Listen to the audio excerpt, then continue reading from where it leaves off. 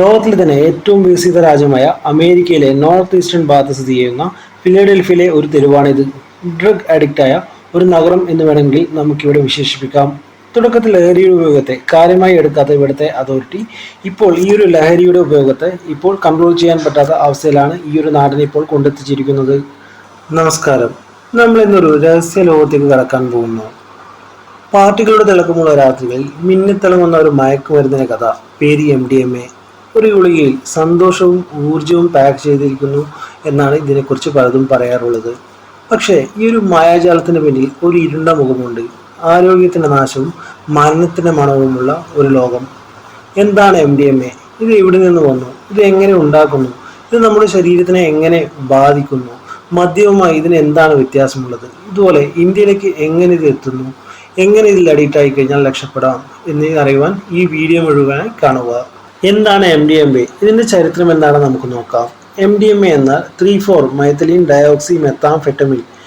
നാവിന് താനാവാത്ത ഒരു രാസനാമം. പക്ഷേ ഇതിന് തെരുവിൽ മറ്റൊരു പേരിലും അറിയപ്പെടുന്നു. എക്സ്റ്റസി അല്ലെങ്കിൽ മോളി എന്ന പേരിലും അറിയപ്പെടുന്നു.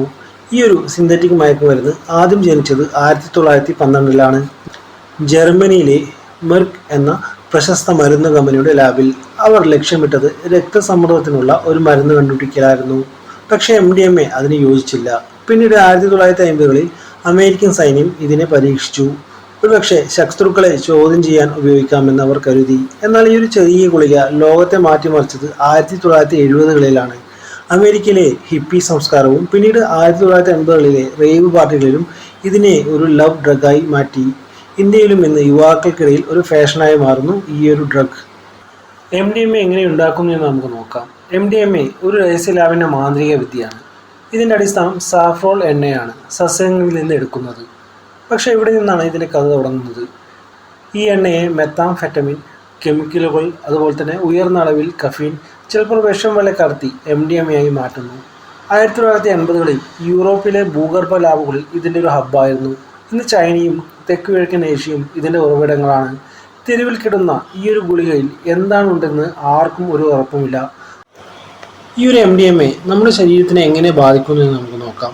MDMA ശരീരത്തിൽ പ്രവർത്തിക്കുന്നത് തലച്ചോറിലെ സെറോട്ടോണിൻ, ഡോപ്പമിൻ, നോൺ എപ്പിനെഫ്രിൻ എന്നീ രാസവസ്തുക്കളെ ഉത്തേജിപ്പിച്ചിട്ടാണ്.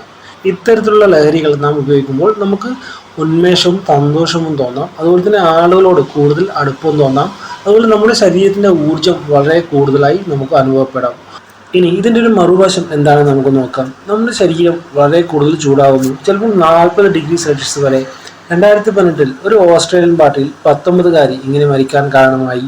ഹൃദയമിടിപ്പ് ഒരു ഡ്രം ബീറ്റ് പോലെ കുതിക്കുന്നു, ചിലപ്പോൾ ഹാർട്ട് അറ്റാക്കിലേക്ക് വരെ നമ്മളെ നയിക്കാം. ഉപയോഗം കഴിഞ്ഞാൽ ദിവസങ്ങളോളം വിഷാദവും ക്ഷീണവും. ദീർഘകാല ഉപയോഗം തലച്ചോറിൻ്റെ നാഡീവ്യൂഹത്തെ തകർക്കും. മറവി രോഗം പോലുള്ള പ്രശ്നങ്ങൾ വളരെ പെട്ടെന്നുണ്ടാകും. ഇനി MDMAയും മദ്യവും തമ്മിൽ എന്താണ് വ്യത്യാസം എന്ന് നമുക്ക് നോക്കാം. MDMAയും മദ്യവും രണ്ടും ലഹരി തന്നെയാണ്, പക്ഷേ ഇവയുടെ പ്രവർത്തനം വ്യത്യസ്തമാണ്. MDMA ഒരു സ്റ്റിമുലറാണ്, അതായത് നമുക്ക് ഊർജവും ഉന്മേഷവും നൽകുന്നു. ഇത് തലച്ചോറിൽ സന്തോഷം നൽകുന്ന രാസവസ്തുക്കളെ ഉത്തേജിപ്പിക്കുന്നു. മദ്യം ഒരു ഡിപ്രസറാണ്, അതായത് ശരീരത്തിനെയും മനസ്സെയും മന്ദഗതിയിലാക്കുന്നു, നമുക്കൊരു ശാന്തത നൽകുന്നു. MDMAയും മദ്യവും ഒരുമിച്ച് ഉപയോഗിക്കുന്നത് വളരെ അപകടകരമാണ്. കാരണം മദ്യം MDMAയുടെ നിർജ്ജലീകരണ ഫലത്തെ കൂട്ടുന്നു. ഇത് ഹൃദയത്തിനും കരളിനും വളരെ പെട്ടെന്ന് കേടുപാടുണ്ടാക്കാം. MDMAയുടെ ഗുണനിലവാരം പലപ്പോഴും അവ്യക്തമാണ്. അതുതന്നെയാണ് ഇതിൻ്റെ റിസ്ക് ഫാക്ടറും ഏറ്റവും കൂടുതൽ കൂട്ടുന്നതും. MDMA ഇന്ത്യയിലേക്ക് എങ്ങനെ എത്തുന്നു എന്ന് നമുക്ക് നോക്കാം. ഇന്ത്യയിലെ MDMA നിയമവിരുദ്ധമാണെന്ന് എല്ലാവർക്കും അറിയാം. പക്ഷേ ഇതിൻ്റെ കടത്ത് ഒരു ഹോളിവുഡ് സിനിമയിലെ ആക്ഷൻ രംഗങ്ങളെ പോലും വെല്ലുവിളിക്കുന്ന രീതിയിൽ കടത്തപ്പെടുന്നു.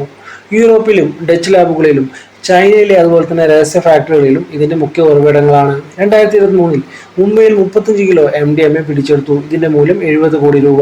ഇന്ത്യയുടെ അതിർത്തി രാജ്യങ്ങൾ വഴി, എയർപോർട്ടുകൾ, കോസ്റ്റൽ ഏരിയ വഴി ഇത്തരത്തിലുള്ള ലഹരികൾ നമ്മുടെ രാജ്യത്ത് എത്തിപ്പെടുന്നു.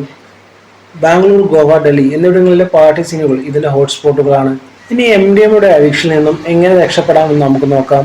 ഇതിന് വിദഗ്ധമായ ഒരു ഡോക്ടറുടെ സഹായം അത്യാവശ്യമാണ്. അതുപോലെ തന്നെ അഡിക്ഷൻ സെൻ്ററുകളും ഇതിന് ഉപകരിക്കും. തെറാപ്പി, CBT പോലുള്ള ചികിത്സകൾ നമ്മുടെ മനസ്സിനെ രണ്ടാമതും പുനർനിർമ്മിക്കുവാൻ വളരെയധികം ഹെൽപ്ഫുള്ളാണ്. അതുപോലെ തന്നെ കുടുംബം, സ്നേഹവും പിന്തുണയും ഇത്തരക്കാർക്ക് വളരെ കൂടുതൽ അത്യാവശ്യമാണ്. ഇത് മരുന്നിനേക്കാൾ വളരെ ശക്തമാണ്. അതുപോലെ തന്നെ ശ്രദ്ധിക്കുന്ന പ്രധാനപ്പെട്ട ഒരു കാര്യം, MDMA ഉപയോഗിക്കുമ്പോൾ പലതരത്തിലുള്ള വിഷാദവും ഉറക്കമില്ലായ്മയും പലതരത്തിലുള്ള പ്രശ്നങ്ങൾ വരാം. ഇതിന് ഡോക്ടറുടെ മേൽനോട്ടം വളരെ അത്യാവശ്യമാണ്. MDMA ഒരു ത്രില്ലിംഗ് യാത്രയാണെന്ന് തോന്നാം, പക്ഷേ ഇതൊരു മരണക്കെണിയിലേക്കാണ് നയിക്കുന്നത്. 1912 ഒരു ലാബിൽ ജനിച്ച ഈ ഒരു മരുന്ന് ഇന്ന് ലോകത്തിന്റെ യുവത്വത്തിന് തന്നെ വലിയൊരു ശത്രുവായി മാറിയിരിക്കുകയാണ്. ഒരു രാത്രിയുടെ സന്തോഷത്തിന് സ്വന്തം ജീവിതം ബലി കൊടുക്കരുത്. നമ്മുടെ നാട്ടിൽ ഇത്തരത്തിൽ വർദ്ധിച്ചു വരുന്ന ലഹരി ഉപയോഗത്തെ നിയന്ത്രിച്ചില്ലെങ്കിൽ കേരളവും ഫിലഡൽഫിയ ആകുവാൻ അധിക നാൾ നമുക്ക് കാത്തിരിക്കേണ്ടി വരില്ല. നിങ്ങളുടെ അഭിപ്രായങ്ങൾ കമന്റ് ചെയ്യാൻ മറക്കരുത്. അതുപോലെ തന്നെ ആദ്യമായാണ് ഈ ഒരു ചാനൽ കാണുന്നതെങ്കിൽ സബ്സ്ക്രൈബ് ചെയ്യാനും മറക്കരുത്.